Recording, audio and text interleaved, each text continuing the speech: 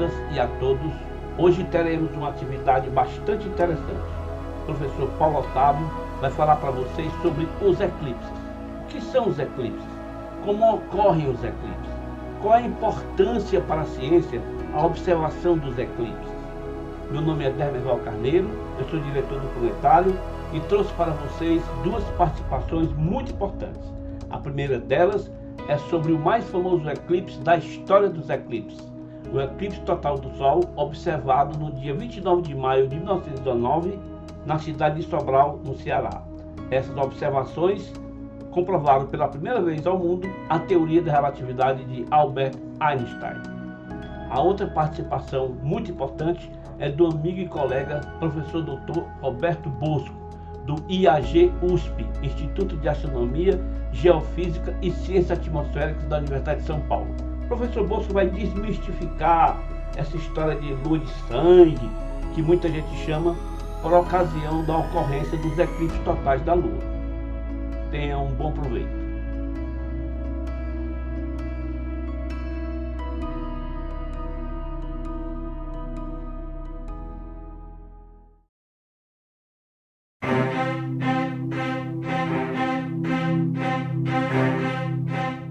Albert Einstein já havia previsto em 1911 que a luz se desviaria ao passar próxima de um corpo celeste com massa grande como o Sol. Em 1915, ele fez o cálculo dessa deflexão de acordo com sua nova teoria da relatividade geral. Segundo o físico, um eclipse total do Sol seria a ocasião ideal para observar essa deflexão da luz das estrelas que passasse nas vizinhanças do astro. O dia 29 de maio de 1919 se tornou histórico para a ciência mundial. E foi no Brasil, na cidade de Sobral, no Ceará, que foram feitas as observações decisivas que confirmaram as previsões de Einstein. Em 1919, pouco depois do fim da Primeira Guerra Mundial, equipes britânicas se dividiram em duas expedições, uma ao Brasil e outra à Ilha do Príncipe, na África, para fotografar esse evento. Esses eram considerados os locais com melhores condições de observação. Em Sobral, os britânicos contaram com a ajuda de uma equipe brasileira liderada por Henrique Morizzi, diretor do Observatório Nacional na época. O tempo no Ceará estava fechado, mas melhorou e permitiu uma boa observação do eclipse, que durou cerca de 5 minutos. 7 boas fotografias foram tiradas. O tempo chuvoso atrapalhou as observações na Ilha do Príncipe e só 2 fotos, e mais imprecisas, foram feitas. Cercados por olhares curiosos de toda a cidade, os cientistas haviam conseguido, durante o eclipse, fotografar a luz das estrelas próximas ao Sol. As fotografias mostraram que os raios luminosos sofriam desvios nas suas trajetórias por influência do campo gravitacional do Sol e confirmaram o ângulo de deflexão da luz previsto pela teoria de Einstein, que era o dobro do previsto na teoria gravitacional de Isaac Newton. Os resultados foram divulgados em 6 de novembro de 1919 em Londres e causaram uma revolução na ciência. A teoria de um cientista alemão, Einstein, havia superado a teoria do britânico Newton, que já tinha 2 séculos de sucesso. Surgia uma nova visão sobre o universo. O espaço-tempo é encurvado pela matéria e essa curvatura descreve a ação da gravidade. Albert Einstein, até então conhecido apenas por seus colegas físicos na Europa, foi reconhecido como um dos maiores cientistas de todos os tempos e se tornou uma personalidade muito famosa. Em 2019, esse acontecimento completa 100 anos e o Brasil é parte dessa história. Viu como a ciência está mais próxima de nós do que você imagina? SBPC 70 anos. Ciência, educação, ontem, hoje, amanhã.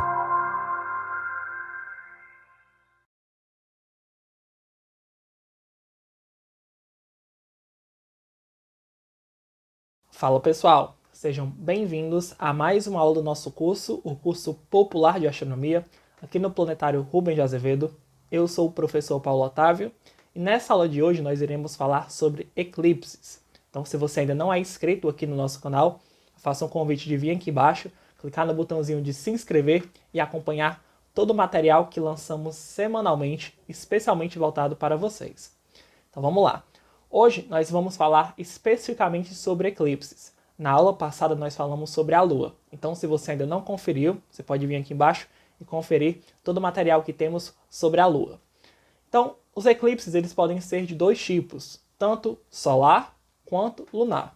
O eclipse solar acontece quando nós temos a Lua passando na frente do disco do Sol, e o lunar acontece quando nós temos a Lua passando na sombra do nosso planeta.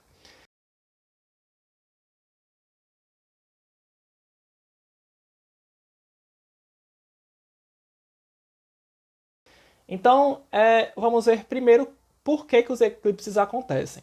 Na aula sobre a Lua, nós falamos que ela orbita o nosso planeta. Só que a Lua ela tem um plano de órbita que está inclinado a cerca de 5,2 graus com relação ao nosso Equador. Então, o que é que isso significa? Significa dizer que existem dois pontos ao longo da órbita da Lua que são chamados pontos de nodos, né? Que são os locais que, exatamente nesses pontos, a Lua ela passa na frente do disco do Sol e na sombra do nosso planeta. Então, durante um ano, a Lua ela passa 2 vezes por esses pontos. Então, durante um ano nós temos 2 pares de eclipses. Um eclipse lunar e um solar, no intervalo de cerca de 14 dias entre um e outro. E 6 meses depois nós temos outro par de eclipses. Então, vamos ver como é que isso funciona direitinho.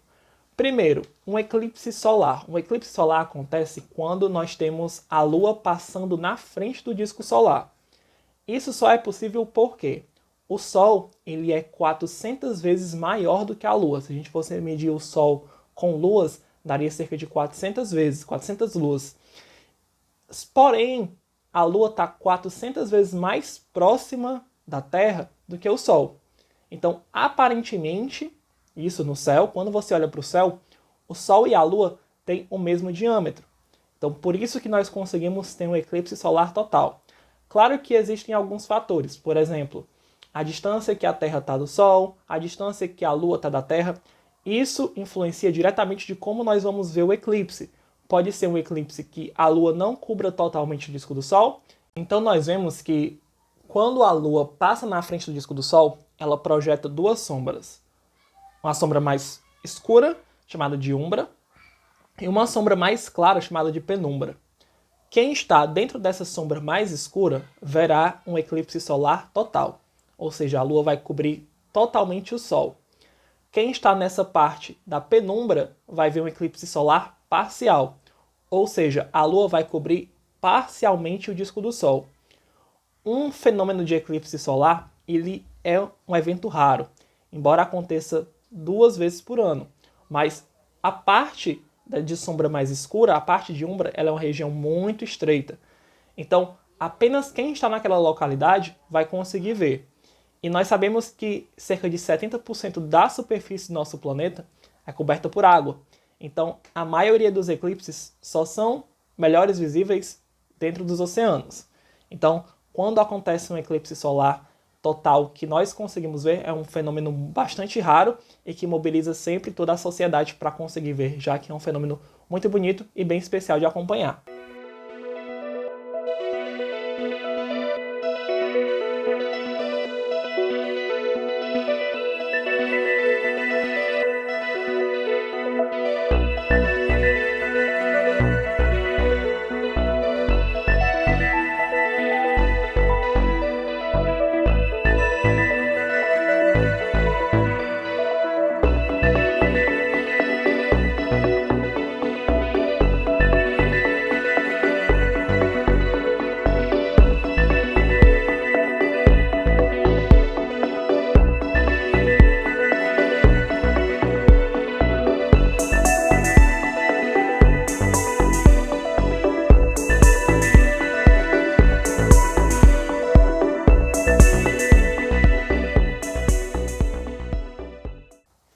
Nós também conseguimos ver os eclipses lunares, que podem ser tanto totais quanto parciais. Mas Como é que ocorre um eclipse lunar? Ocorre quando nós temos a Lua passando exatamente na sombra do nosso planeta. Os eclipses lunares eles podem ser tanto parciais quanto totais. Parciais é quando a Lua está passando apenas por uma parte da sombra do nosso planeta, e os totais é quando a Lua está completamente na sombra do nosso planeta. E é legal porque durante um eclipse lunar, você vai conseguindo ver a Lua mudar de cor, né, de branco a ficar mais escura, e quando chega na totalidade, ela fica mais vermelha por conta da dispersão das luzes dos raios solares na nossa atmosfera, que deixa passar apenas o comprimento de onda vermelho. Então, por isso que a Lua fica avermelhada. Um eclipse lunar ele é mais facilmente visível do que um eclipse solar. Então, quem está em toda aquela área visível, normalmente um continente, consegue acompanhar. Basta que esteja de noite, já que um eclipse lunar total acontece durante a noite. Os eclipses sempre foram alguma coisa interessante, sempre fascinaram a humanidade. Às vezes de forma positiva, às vezes de forma negativa. Os eclipses da Lua, por exemplo, geralmente fascinam de forma negativa, uma vez que, por condições de geometria e de física, quando ocorre um eclipse da Lua, um eclipse total da Lua, a Lua fica completamente avermelhada. Alguns chamam até de lua de sangue. E essa coloração sempre foi associada a algum fato nefasto, do tipo de que ia trazer má sorte, maus presságios, que um rei ia cair, coisas desse tipo. Por outro lado, os eclipses trouxeram muitas informações importantes para a humanidade. Por exemplo, uma das primeiras maneiras pelas quais a gente pôde comprovar que a Terra era redonda era pelo fato de que a sombra da Terra projetada na Lua era sempre um arco de circunferência, um arco de círculo, mostrando que a Terra tinha que ser esférica, porque senão nunca poderia dar uma sombra daquele tipo. Através da observação da cor da Lua durante um eclipse total, começou-se a ter informação sobre a composição química da nossa própria atmosfera e principalmente da poluição existente nela. Por exemplo, quando a luz do Sol atravessa a atmosfera da Terra e acaba convergindo para a Lua, que faz com que a Lua tenha aquela coloração avermelhada, por que fica avermelhado? Porque a luz do Sol, na verdade, tem todas as cores. Só que quando ela atravessa a atmosfera da Terra, a maior parte do azul é dispersada na nossa atmosfera, fazendo com que o nosso céu pareça azul. Enquanto que a parte da luz do Sol que realmente chega até a Lua é a parte mais avermelhada da luz. Então é aquela luz vermelha que vai bater na Lua e vai refletir para nós, o que faz com que a Lua pareça avermelhada. Ou seja, o estudo da cor da Lua durante o seu eclipse total fornece informações para os cientistas do tipo de partículas que compõem a nossa atmosfera. Para que haja um eclipse da Lua, é necessário que a Lua esteja na fase de Lua cheia. Então, esse é o primeiro caso, primeiro parâmetro importante. O segundo parâmetro é que a Lua cheia esteja numa linha que une Sol, Terra e Lua. E isso vai acontecer hoje. E uma terceira combinação que torna esse eclipse de hoje um eclipse mais extraordinário. O fato de que hoje a Lua vai estar o mais próximo possível da Terra. Isso faz com que a Lua pareça para nós maior, porque está mais perto. Além disso, como ela está mais perto de nós, ela emite para nós, vindo do Sol, uma maior quantidade de luz, cerca de 30% a mais. Ou seja, a Lua hoje vai parecer bem grande e muito mais brilhante do que normalmente ela é. Então, esse fenômeno é um fenômeno mais ou menos raro. A última vez que aconteceu foi em 1982, e é bom a gente aproveitar, porque o próximo vai ser só em 2033. Então, na verdade, eclipses da Lua ocorrem pelo menos 2 por ano, às vezes até 3 por ano. Mas esse em particular, que é o eclipse com a superlua, só em 2033. Do ponto de vista científico, os eclipses da Lua funcionam apenas como um complemento a outros tipos de medida que permitem a gente obter informações sobre a atmosfera da Terra. Então, é um trabalho, é um estudo basicamente de complementar.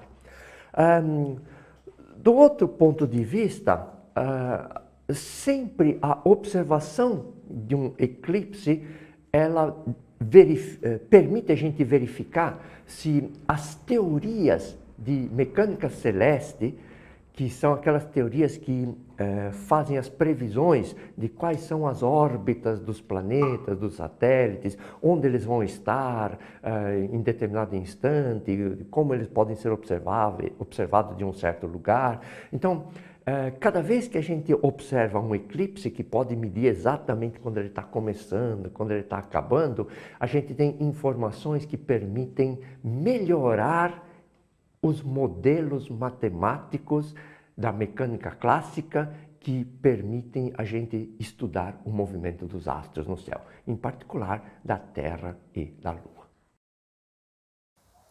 Então é isso, pessoal. Espero que vocês tenham gostado. Até mais, um abraço e muito obrigado. E se inscrevam no canal.